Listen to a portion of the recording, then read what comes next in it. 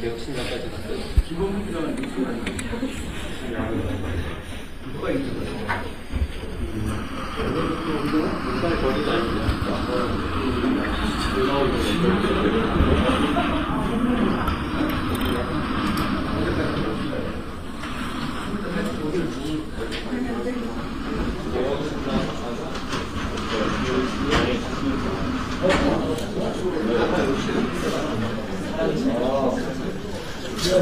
MBC 다시 가능하답니다.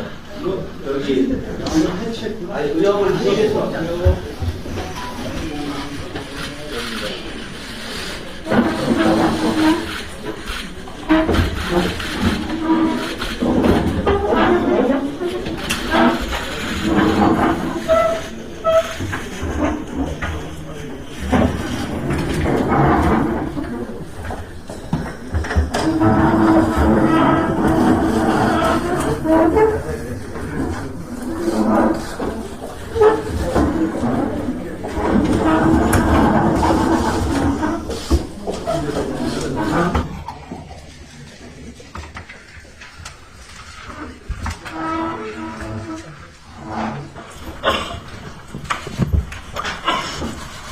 안녕하십니까? 비상대책위원회 시작하겠습니다.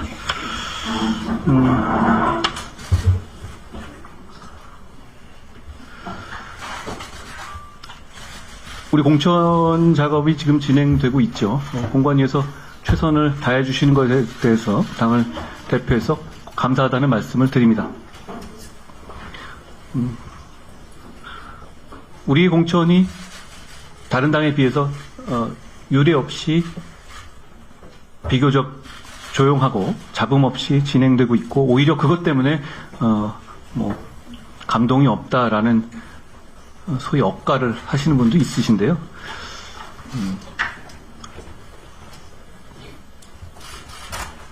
이런 조용한 공천은 역대 유례가 잘 없습니다. 그만큼 어렵다는 뜻이죠. 이 조용한 공천은 우리의 공이 아니고 감동적인 희생과 헌신을 해주시는 우리의 중진들, 그리고 승복해주시는 후보님들의 공입니다. 대단히 감사하다는 말씀을 드리고, 우리 당은 끝까지 룰을 지키는 시스템 공천을 하기 위해서 최선을 다하겠다는 말씀을 드립니다.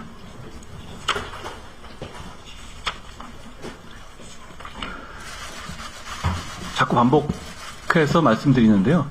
저번에 저한테 제가 인터뷰할 때 색깔론 이런 얘기를 누군가 하던데, 색깔론이 아니라 사실론입니다. 지금 민주당은, 이재명 대표의 민주당은 명백히 통진당화 되어 가고 있습니다. 과거와도 다릅니다.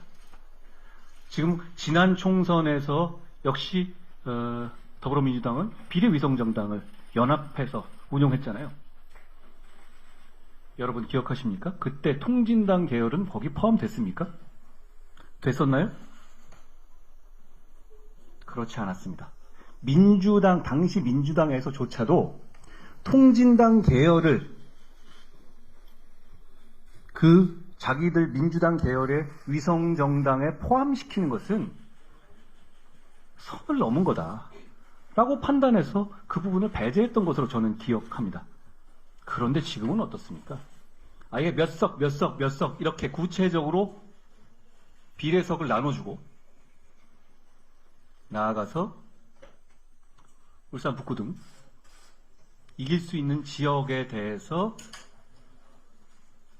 통진당 계열에게 의석을 양보하겠다고 하고 있습니다. 이런 분들이 국회로 진입했었을 때 앞으로의 4년이 어떻게 될지 정말 걱정스럽습니다.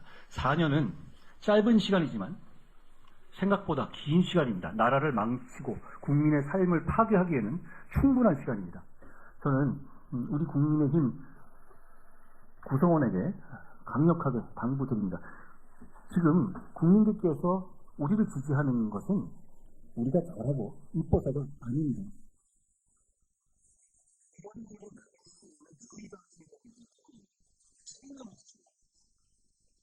열심히 더 절실하게 최선을 다하자는 말씀드립니다. 그리고 제가 이 말씀을 드리고 싶습니다. 중간관 단계에서 여러 가지 해설들이 나오고 현재 상황이 어떻다 이런 말들이 나오거든요. 저는 우리 국민의힘의 당원들과 후보들, 예비 후보들께 이렇게 당부드리고 싶습니다. 그런 계산을 할 시간이 있으면 좋은 정책 하나라도 더 생각해내고 동료 시민들 한 분이라도 더 만나서 우리의 명분을 설명하라고 당부드립니다. 저는 오늘 여기까지 하겠습니다.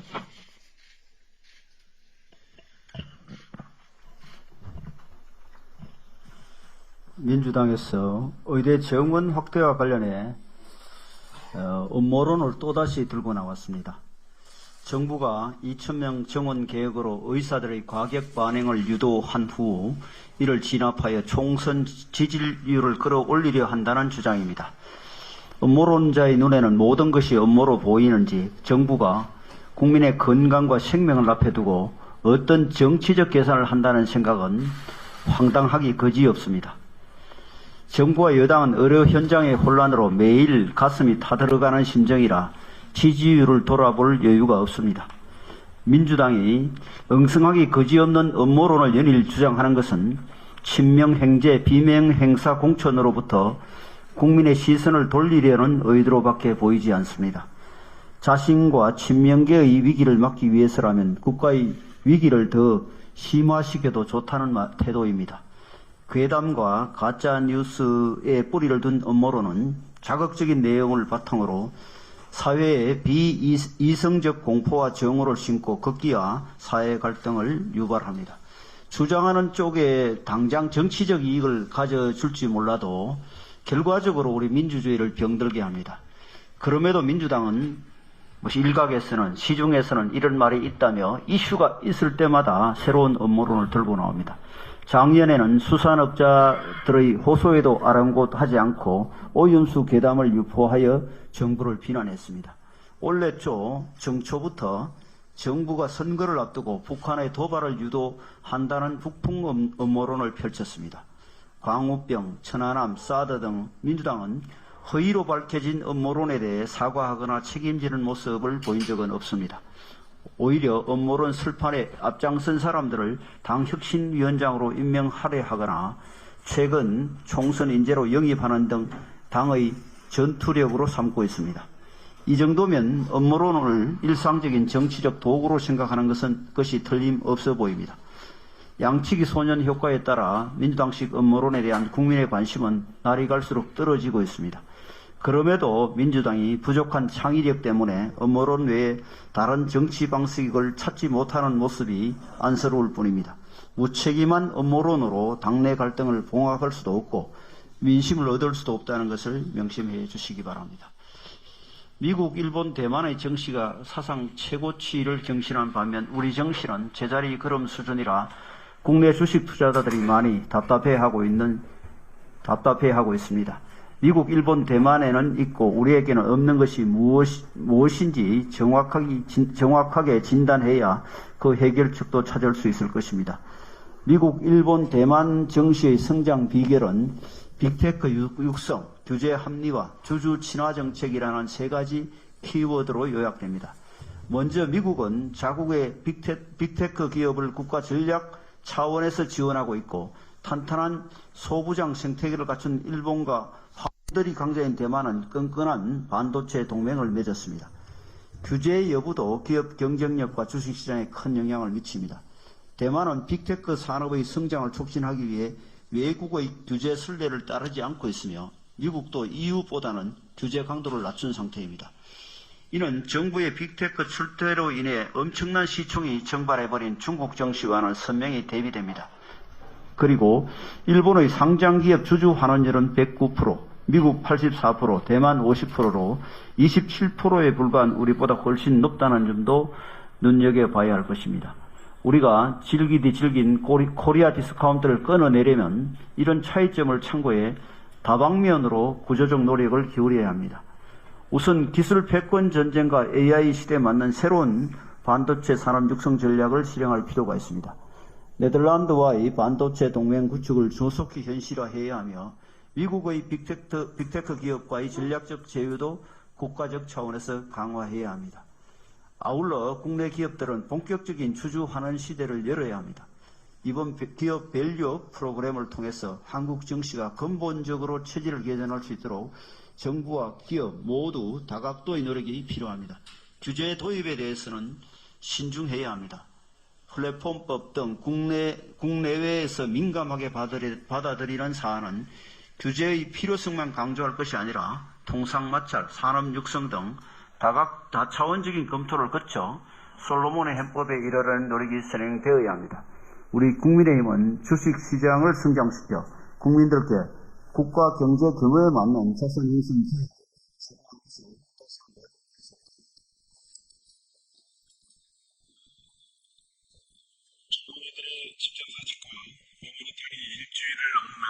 의료 공백이 나날이 심각해지고 있습니다.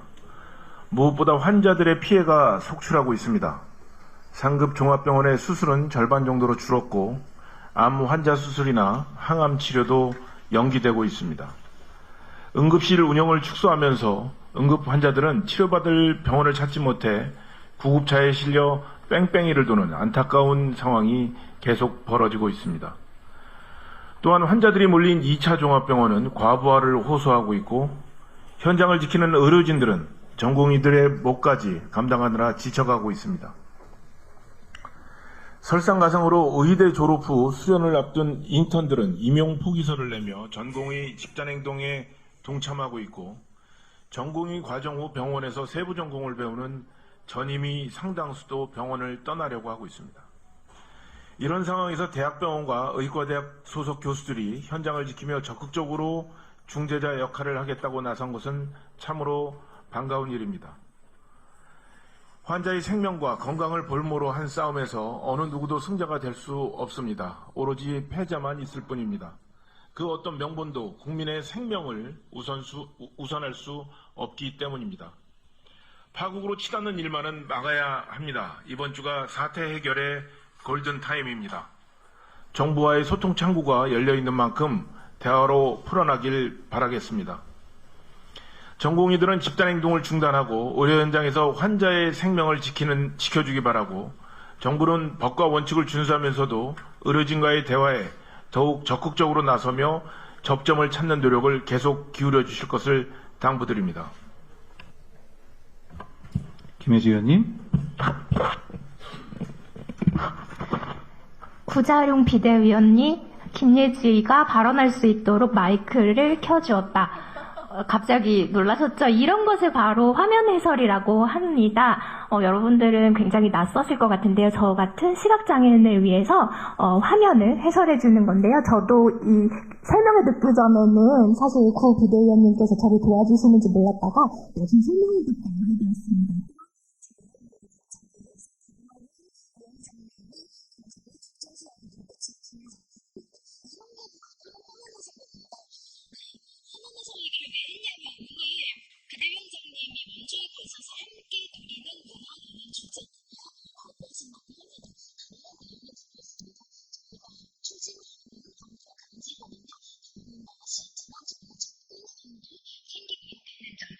지난번에 제가 비대위 발언에서도 했고 저희가 시행령과 시행규칙을 개정하면서 휠체어를 사용하시던 어떤 분께서 건국전쟁을 보러 가시지 못했던 일을 소개하면서 저희가 개선을 추진하겠다라는 공약을 그때 말씀드렸는데요. 오늘 그 공약도 거기에 담겼지만 그 후에 저에게 굉장히 많은 민원이 있습니다. 왜냐하면은 제가 이제 시각장애인들이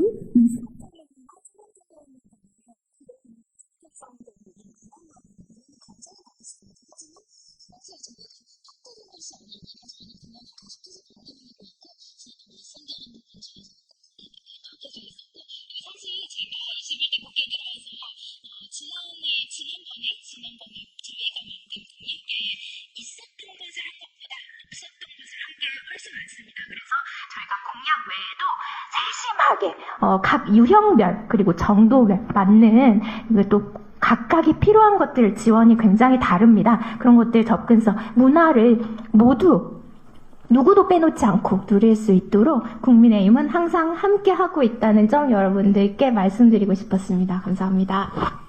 고맙습니다. 김경률 의원님. 네, 민주당에 대한 화면 해설을 하겠습니다. 정치와 정당이 각계각층 폭넓은 이해와 요구를 수용하는 것이라면 민주당의 시스템 공천은 그 역할을 충실히 하고 있는 것으로 보입니다. 뇌물, 횡령, 성추행 등 가리지 않고 살인을 제외한 모든 범죄자들이 자신의 꿈을 펼칠 수 있는 곳입니다. 민주당 시스템 공천 열차 이름은 내로남불, 출발역은 비리에 있습니다. 출발부터 이상합니다. 열차가 이미 출발했는데 두 남자가 역사에 남아 있습니다. 주변 많은 사람들이 열차에 타라하지만 역사에 남아야 한다며 출발역인 비리 역사의 평가를 받겠다는 두 남자는 입시비리, 감찰무마, 조국과 음주운전과 무면허운전 3회, 털없는 김어준이라 일컬어지는 신장식입니다. 두 남자의 손에는 책이 있는데 책 제목은 KTX 놓쳤을 때 SRT, 부제는 위성정당 놓쳤을 때 위선정당으로, 저자 이름은 최강욱과 김우겸입니다. 열차는 금봉역에 도착합니다. 조선시대 옛 이름 돈봉투역입니다. 이 역에는 전설이 있어서 돈봉투를 받지 않았다고 주장하는 사람만 열차를 타실 수 있습니다. 오해 없으시길 바랍니다. 돈봉투를 받지 않았다고 주장하는 사람만 탈 수 있습니다. 한번 김회재, 김승남, 김용덕, 이용빈, 김남국, 김영호, 민병덕, 박성준, 박영순, 백혜련, 이성만, 임종성, 전용기, 허종식, 황운하입니다. 이 중 김남국은 죄송합니다. 엽전놀이 하다가 깜빡 탑승을 못했습니다. 다음 역은 김대엽 동상이 세워진 막말 구라마을입니다. 태영호 의원에게 북한에서 쓰레기가 왔어 박영순, GSGG 김승원, 청담동 술자리 김의겸 모두 탑승을 마쳤습니다. 끝판왕이라 불리는 안민석의 탑승이 불안정합니다. 열차는 아무도 건드릴 수 없다는 안드로메다 성역을 들어섭니다. 그중 첫 번째 마을 피해 호소인 마을입니다. 남인순, 진선미, 고민정 모두 무사히 탑승을 마쳤습니다. 성역 중 두 번째 마을은 1945년 이후 해방 이후 태어난 사람들만 살 수 있다는 반일 마을과 미국에 흠뻑 반해서 살 수 있는 사람만 살 수 있다는 반미 마을입니다. 반일 마을에는 강산이 있는데 그곳에서 캐는 것은 보조금입니다. 입구에 설립자 이름이 새겨져 있는데 많이 발해서 윤미라는 두 글자만 보입니다. 그 옆에선 많은 이들이 연설을 하는데 탑승을 기다리는 진보당 정태웅이라는 분이 보입니다. 이분이 하신 말씀입니다. 미국이 신냉전 전략을 강화하고 있고 윤석열 정권이 그곳에 부안해동에 대북 적대 정책을 강화했던 것이 북이 적대적 두 국가 선언을 하면서 전쟁 위기가 고조되는 직접적 원인이다. 현재의 전쟁 위기를 바꾸기 위해서는 윤석열 정부를 바꿔야 한다. 이분이 지금 탑승을 기다리고 있습니다. 진보당 분이십니다. 밤이마을은 분위기가 안 좋습니다. 말을 하면 반대편이 좋아진다는 추문에 얽히고 말았다는 임종석 씨가 살고 계십니다. 열차는 종점을 향해 끝판왕을 태우러 가고 있습니다. 공직선거법상 허위사실 공표, 성남FC 불법 후원금, 대장동과 위례신도시 특혜개발, 백현동 개발용도 변경, 위증교사 등등 혐의 나열에만 수시간이 걸릴 수 있는 임무를 태우기 위해서입니다. 사회의 가장 어두운 하지만 이권과 권력을 향해 가는 무한동력의 열차입니다. 마치겠습니다. 이래서 제가 비대위에서는 발언을 길게 하지 않습니다. 자, 우리 구자령 의원님. 안녕하세요. 구자령입니다. 민주당 이수진 의원이 연일 이재명 대표에 대한 비판 발언을 쏟아내고 있습니다. 백현동 판결을 보니 이재명 대표가 거짓말하고 있음을 지울 수 없다. 당시 시장이었기 때문에 절대 못 빠져나간다. 무기징역까지 가능할 것이다. 라고 발언하고 있는데 여러모로 놀랍습니다. 저는 이수진 의원이 맞는 말하는 걸 처음 봅니다. 고장난 시계도 하루에 2번은 맞는다더니 드디어 진실과 양심의 시간이 왔습니다. 한편으로는 이런 상식을 이야기하는데 4년씩이나 걸릴 일인가 라는 점에서도 놀랍습니다. 공천에 대한 기대감으로 억눌러 왔던 양심이 드디어 자신의 일을 하기 시작한 것입니다. 공천 탈락은 국회의원의 지위는 상실시킬지 모르지만 부끄럽지 않은 여생을 선물해 줄 것입니다. 이수진 의원을 보면서 지금도 양심을 속이고 공천을 바라고 있을 민주당 의원들을 생각하게 됩니다. 이재명 사랑해를 외치며 공천을 바라고 있을 그분들에게서는 국민들에 대한 사랑은 찾아볼 수 없습니다. 민주당은 이런 자신들의 부끄러움을 가리기 위해서 우리 당에 대해서 근거 없는 음해를 해왔습니다. 용산 공천이 될 것이다. 검사 출신 40명이 내려올 것이다. 모두 거짓으로 판명이 났습니다. 우리 정당은 그렇지 않고 그럴 수도 없는 정당입니다. 왜냐하면 국민의 눈높이에 따라 국민을 두려워하면서 공천 작업을 하고 있기 때문입니다. 이재명 대표 한 명을 두려워하면서 움직이는 민주당 같은 그런 정당이 아닙니다. 우리 정당은 국민만을 바라보면서 국민에게 부끄럽지 않을 분들을 내세우기 위하여 노력하고 있습니다. 우리 당은 공정함을 원칙으로 하고 있고 그것을 국민들께 보여드리고 있습니다. 저는 경선 결과를 어제 직접 확인했습니다. 4단계에 걸쳐서 후보자 혹은 후보자의 대리인들이 직접 단계별로 확인을 하고 무려 4번에 걸쳐서 확인 서명을 하였습니다. 공정함은 승복을 낳습니다. 우리 당에 이런 공정함이 있음에 감사한 마음입니다. 우리는 이재명 같은 특정인을 두려워할 필요 없이 우리의 신념을 지키는 것만으로도 국민께 다가갈 수 있다는 생각을 하게 됩니다. 이 뜻을 함께하고 신념을 함께하는 분들이 공정함 안에서 더 결속되고 국민들께 부끄러움 없이 다가갈 수 있음에 감사합니다. 이렇게 노력하고 있는 모든 분들께 경의를 표합니다. 국회의원님 고맙습니다. 장서정 의원님. 네, 저는 지난주에 어떤 정책을 실천할 때 그 사람들이 가지고 있는 소양에 대해서 3가지가 있다고 말씀드렸습니다. 자격에 있어서 투명한 이력을 지니고 있고, 수준에 있어서는 전문성이 있으며, 역량에 있어서는 갈등에 대한 문제 해결 능력이 있는 그런 분들이 정책들을 실천하실 수 있다고 생각합니다. 많이 앞서 말씀하셨듯이 위로계와 복지부의 관점 차이가 점점 커지고 있는데요. 제가 숫자에 매몰되지 말았으면 한다라는 의미를 다시 한번 좀 설명드리고자 합니다. 위로 시스템의 격차를 해소하고 노령화 사회를 대비하고자 하는 그 취지를 모두 바라봐 주셨으면 합니다. 대화를 통해서 혹시 그 숫자가 변경된다 하더라도 그 누가 이기고 지는 싸움으로 바라봐서는 안 된다는 생각입니다. 500명이든 1000명이든 2000명이든 19년간 그 어떤 정부도 하지 못했던 일이고, 반대로 의료계 역시 그 어떤 반응도 하지 않았던 것들을 대의적인 판단에 의해서 국민을 생각해낸 결단을 해낸 것일 겁니다. 전문가들이 다시 한번 모여서 대화를 통해 현명하게 문제 해결을 해 나가시길 바라겠습니다. 2번째로, 저희는 지난주에 청년의 자립지원, 한부모 가정과 위기 임산부 관련 정책을 또한 발표했습니다. 저출생 시대에 따른 골든 베이비만 고려하는 것이 아닌 그야말로 골든 시티즌을 생각하고 있습니다. 우리 당은 정부 여당으로서 사각지대에 놓인 동료 시민 한 사람 한 사람을 모두 살피고 있습니다. 단순히 표심이 아니라, 예를 들어서 가족 돌봄 청년에 대한 공약을 발표했을 때 일각에서는 가족 돌봄 아동이 더욱더 사각지대에 있다라는 의견을 주셨어요. 따라서 저희 당에서는 공약을 청년이 아닌 아동까지 포함하는 것을 고려하고 있습니다. 발표했던 공약들을 현장에서 시민들께 다시 피드백을 받아서 또 고민하고 또 다시 보완하는 이런 프로세스를 이전에 경험해 보신 적 있나요? 저는 이런 프로세스가 이 이후로도 쭉 국회에서, 정부에서 이어지기 바랍니다. 영국의 한 예술평론가가 한 말이 있습니다. 우리가 무엇을 생각하느냐, 무엇을 알고 있느냐, 무엇을 믿고 있느냐는 사실 별로 중요하지 않다. 중요한 것은 결국 우리가 무엇을 행동으로 실천하냐이다 라는 명언을 남겼습니다. 대한민국이 각자 생각이 다르고 각자 아는 것이 다르고 각자 믿는 것이 다를 것입니다. 하지만 중요한 것은 골든 시티즌 시대에 우리를 위해서 진짜 중요한 것이 무엇인지 본질을 바라보고 이 문제 해결을 해나가는 것이라고 생각합니다. 감사합니다. 정 의원님 고맙습니다. 한지아 의원님.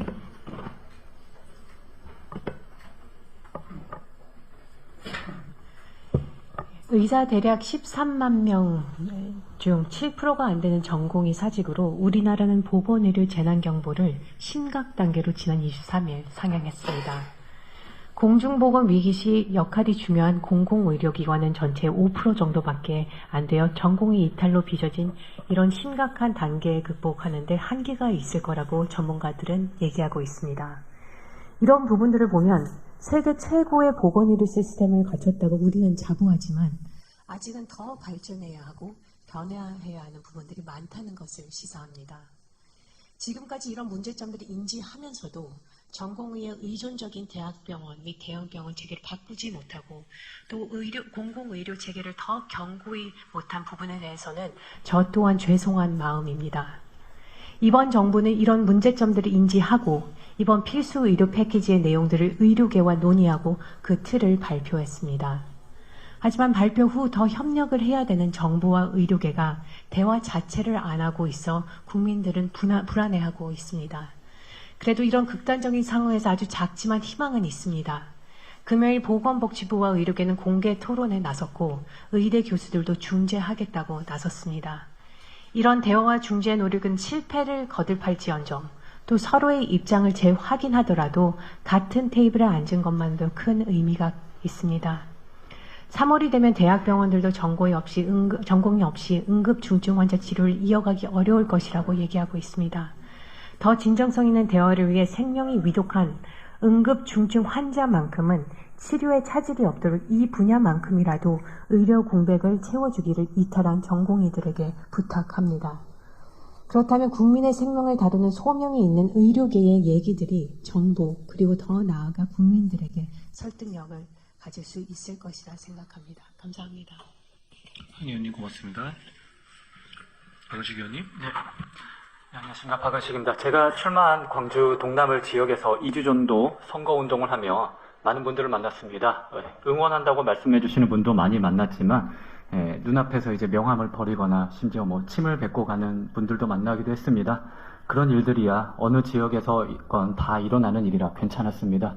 안타까웠던 건 광주 지역의 행사에 가도 국민의힘 인사들을 위한 자리가 없는 것이었습니다. 며칠 전 열린 지역 행사에서 민주당 출마자와 광주시장님을 위한 자리는 있었지만 저는 자리가 없어서 들어가지를 못했고 심지어 국민의힘 광주시당 위원장님도 임시로 테이블 바깥으로 삐져나오게 배치된 의자에 앉으셔야 했습니다. 안타깝지만 이게 국민의힘이 호남에서 처한 현실입니다. 지역민들의 마음에 자리가 없는 것이지요. 우리 당의 잘못이 큽니다. 민생 공약 제시와 당의 조직 구성에 소홀하고 지지가 안 나온다고 출마자도 없었으니까요. 하지만 지금의 국민의힘은 다릅니다. 제가 말씀드린 무등산 케이블카 설치를 비롯해서 우리 당 여러 후보들이 지역 밀착 공약을 내고 있고 광주광역시의 빈 지역구 3곳에 모두 후보가 출마하기로 했기 때문입니다. 우리 당은 지지가 낮은 현실에 대해 먼저 반성하고 더 진정성 있는 모습과 지역민을 위한 공약을 들고 다가가겠습니다. 그렇게 우리 국민의힘이 호남 지역민들에게 마음에 확실하게 자리 잡는 정당으로 거듭나겠습니다. 감사합니다. 예, 박은식 의원을 비롯해서 이정현, 정운천 같은 우리 당의 기라성 같은 자산들이 호남의 지역구에서 전력을 다하고 있습니다. 국민 여러분들께 다시 한번 말씀드립니다. 저희는 호남에서도 반드시 지역구 의석을 얻고 싶습니다. 그것은 만약 그런 일이 일어난다면 그건 단지 우리 국민의힘의 승리가 아니라 우리 국민 전체의 승리고 우리 정치의 승리가 될 거라고 생각합니다. 저희는 그리고 우리 박은식 의원을 비롯한 우리 호남의 후보들은 국민들의 선택을 받기 위해서 끝까지 최선을 다할 것이라는 말씀을 드립니다. 윤대현 의원님. 오늘은 좀 무거운 말씀을 드리려고 합니다. 저는 지난주에만 2명의 자립준비 청년 부고 소식을 접했습니다. 그중 직접 전달받은 하나의 불고장에는 많이 힘들었겠죠. 우리에게 또 무엇이 있겠어요. 힘들 때 기댈 수 있는 사람이 없다는 거, 혼자서 말 한마디 못하고 끙끙 앓다가 위로 한번 못 받고 결국 선택한 것이겠죠. 라는 메시지와 함께 스스로 세상을 등졌다는 내용이 적혀 있었습니다. 어쩌면 한 개인의 이야기를 하는 것에 망설임이 있었지만 마치 저에게 자립준비 청년들이 극단적 선택을 할 수밖에 없는 현실을 세상에 알려달라고 하는 것 같아 용기 내어 이 이야기를 하게 되었습니다. 저는 정부 여당의 비대위원으로서 이런 내용들을 사회에 알려야 하는 의무가 있다고 생각합니다. 더 이상 숨기지 않아야 합니다. 그래야 바뀔 수 있고 대책을 만들어갈 수 있다고 생각합니다. 자살률은 사회적 고통 지수라고 합니다. 청년 사망자 2명 중 1명은 스스로 목숨을 끊고 있습니다.